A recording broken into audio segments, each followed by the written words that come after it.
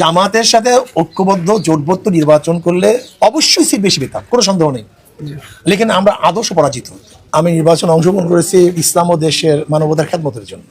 যদি খেদমত জনগণ গ্রহণ না করে আমার তো কিছু সমস্যা নেই, বরং আমি মনে করি আমি জেম্মার থেকে অনেকটা অবসর পেয়েছি। এটা বিশাল জেম্মা তো। আমি তো ইসলাম দেশ মানবতার কল্যাণের জন্য, নিজের স্বার্থের জন্য তো কাজ করি না, বা নিজের স্বার্থের জন্য আমি নির্বাচনে অংশগ্রহণ করিনি। যেহেতু আমি অংশগ্রহণ করেছি ইসলাম দেশ মানবতার জন্য, যদি মানবতা আমাকে গ্রহণ না করে, আমাকে ভোট না দেয়, তারা আমাকে তাদের জন্য আমাকে কাছে না টানে, সেটা তাদের ব্যাপার।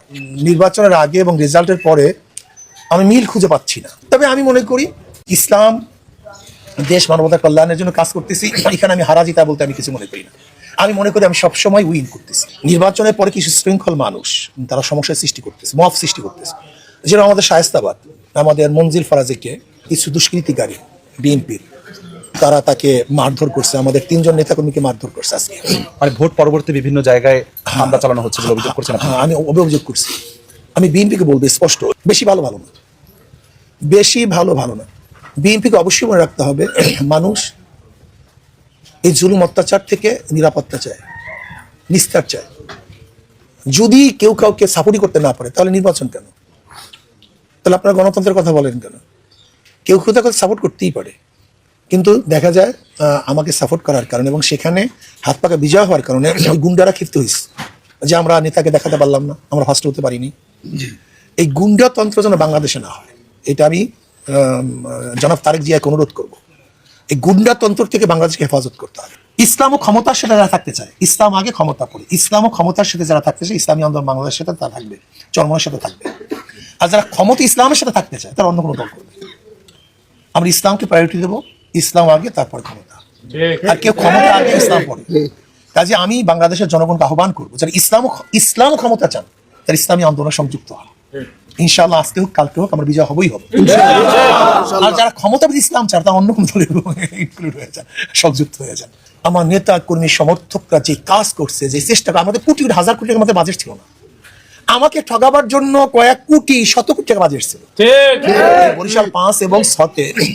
শুধু আমাকে, আমি যেন না হতে পারি এর জন্য কমপক্ষে 100 কোটি টাকা বাজেট ছিল, আমি যেন হতে না পারি। অথচ আমি হওয়ার জন্য তো এত, আমি 1 কোটি টাকা খরচ করছি কিনা আমাদের জনগণ আমি জানি না, কারণ আমাদের তরফ থেকে তো আমরা খরচ করিনি।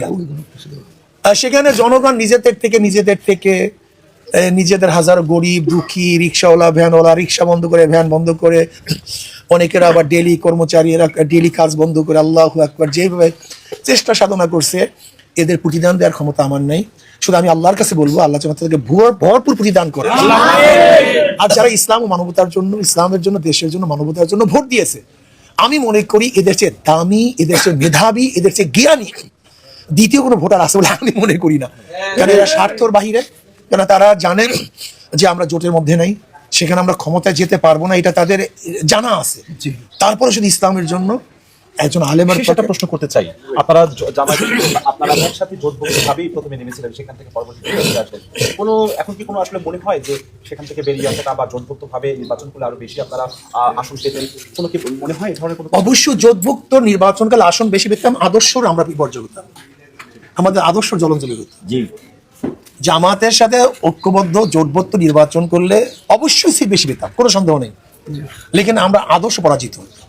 আর আমরা এখন একক নির্বাচন করার কারণে আসন কম পেয়েছি, কিন্তু আমাদের আদর্শ বিজয় হয়েছে।